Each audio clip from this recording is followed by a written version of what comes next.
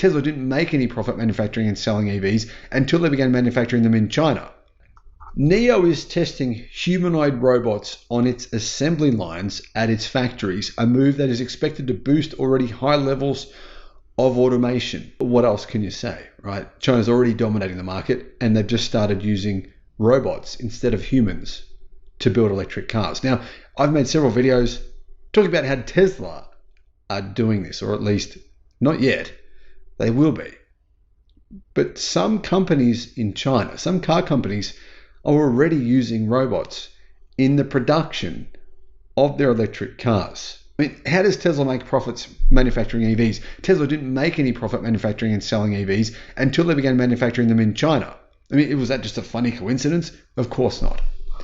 But what's really scary about all of this is this report here out of China. It says that NIO is testing humanoid robots on its assembly lines at its factories, a move that is expected to boost already high levels of automation. Now, there are super high levels of automation at Chinese car plants, but basically China is saying, you know what, we pay our staff less than half the price of what you pay staff, way less than half of what you pay staff in the United States, but that's too much. Why are we doing that? Let's just get robots and just get rid of the staff. Hong Kong listed humanoid robot maker UB Tech Robotics yesterday shared a video on Weibo, which is Chinese social media, of its Walker S robot working on an assembly line at a NIO factory. Now, if NIO is doing this, you can bet your ass that everyone else is going to be doing this within the next a week.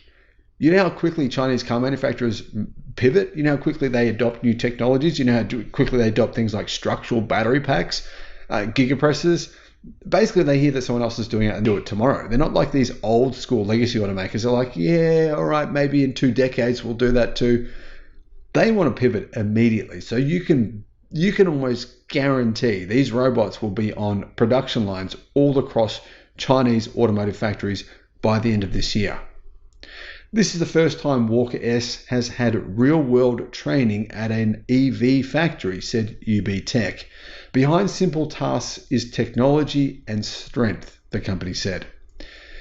During the training, the Walker S utilized its real-time image capture and transmission capabilities to participate in quality inspections of door locks, seat belts, headlight covers, and was able to affix vehicle logos according to video. Now, if you have a robot performing quality checks, do you think it's going to do a better job than a human being?